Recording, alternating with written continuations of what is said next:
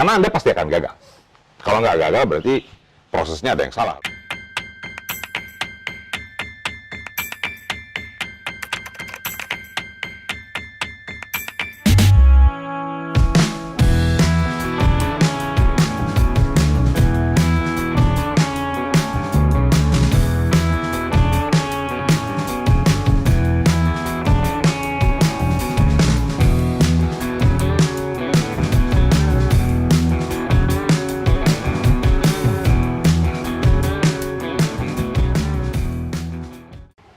Apa kabar Bang? Hey Fauzan, Baik Bang.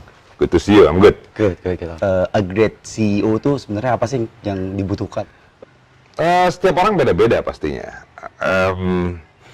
Orang sebagai leader itu butuh kemampuan untuk mengerti siapa followernya, apa ekspektasi mereka, dan mau kemana ini dibawa organisasinya. That's the basic thing. Gimana sih cara influence mereka dengan baik, terutama in term of kayak small companies. Sebenarnya kita nggak influencing by salary gitu. Sebenarnya kita influence by ada other means lah. Nah, dari pengalaman Bang Andri sendiri, gimana sih influence mereka? Menurut saya adalah apakah tim Anda percaya sama Anda. Trust, right? Influence mempengaruhi itu sangat dipengaruhi oleh konteks dipercaya atau tidak. Nah, trust itu ada 3 datangnya. Orang akan trust kita sebagai leader kalau 3-3-nya ini kita punya. Yang pertama adalah kita clear, mau kemananya itu jelas. Kasih tahu, dari titik A ke titik B. Jelas nih mau ngapain. Apa yang kita dapat, what's in it for them. Lo dapat apa kalau kita sampai sana, gue dapat apa, secara organisasi kita dapat apa. Itu yang pertama. Yang kedua, punya reputasi. Jadi Fauzan tuh punya reputasi memang bisa dipercaya, nggak bohong dan sebagainya. Soal legitimasi itu penting sebagai leaders. Yang ketiga menurut saya yang paling penting adalah interaksi antara leaders dengan followersnya. Yang sering terjadi adalah ketika orang menjadi leaders, menjadi bos, mereka mulai memasang power distance. Gue di atas nih, lo di bawah nih, nggak sembarangan kita bisa ketemu. Gue harus jaga image dan sebagainya. Saya nggak begitu percaya dengan hal itu. Saya percaya pada, be you. Jadi Anda, jadi diri sendiri aja. If you are willing untuk melead tim yang akhirnya akan percaya pada Anda, maka Anda harus datang ke tim itu. Nggak bisa sebaliknya. Jadi, tim gue bego nih, nggak mau datang sama gue, nggak mau belajar dan sebagainya. Saya nggak percaya pada itu. Saya lebih percaya itu adalah pekerjaannya leaders untuk mendevelop another leaders. So kita sebagai leaders harus influence mereka, datang ke mereka. Istilah saya invest. Invest waktu, invest effort, dan sebagainya. Interaksinya harus one on one. Nggak bisa interaksinya satu gitu, jadi kayak pemimpin zaman dulu gitu, satu orang orasi semuanya jalan gitu. Zamannya udah beda.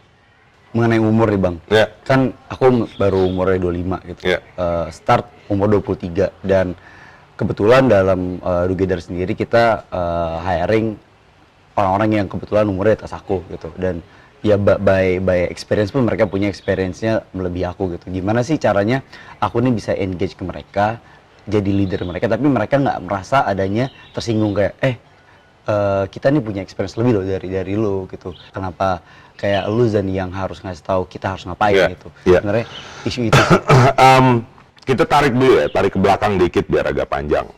Leaders itu dilahirkan atau dibuat gitu ya. Kan dulu selalu ada pembicaraan leaders is born or made, right?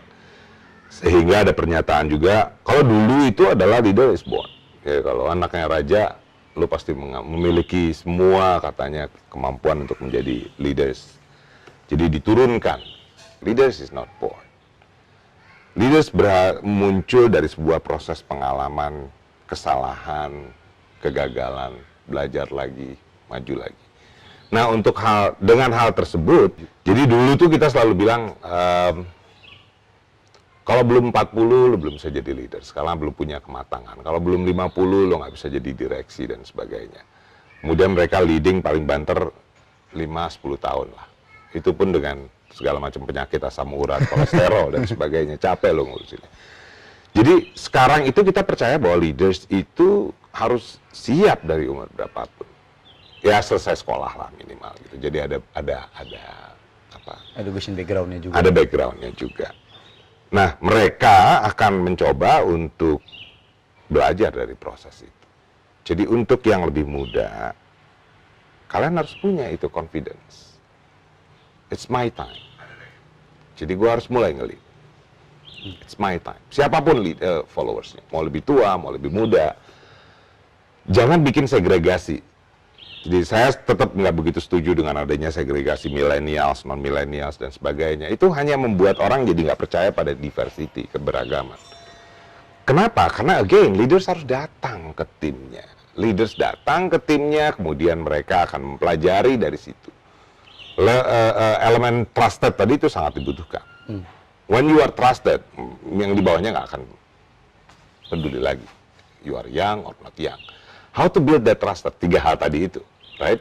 Visinya jelas, kemudian yang paling penting tadi adalah kemampuan berinteraksi dengan tim semuanya itu, dan punya reputasi. Nah, sekarang saya belum punya reputasi, Pak. Gimana? Well, dalam perjalanan Anda build your reputation. Karena kalau integrity itu akan kelihatan langsung, lu umur berapapun gitu ya dalam konteks integritas. Karena integritas adalah do the right things and do the things right. Do the right things, emang niatnya nggak ada yang jelek gitu. Jadi kalau niatnya nggak ada yang jelek, walaupun di hoax orang, di fitnah orang, itu menurut saya mudah membalikannya gitu. Never stop learning. Jangan pernah berhenti untuk mempelajari proses itu dan tetap punya keyakinan gitu. Karena Anda pasti akan gagal. Kalau nggak gagal berarti prosesnya ada yang salah, harus dicari, harus run extra miles lagi untuk Anda punya waktu untuk belajar dari kesalahan. Kemudian dari kegagalan tersebut ada sesuatu pembelajaran, you still have the confidence.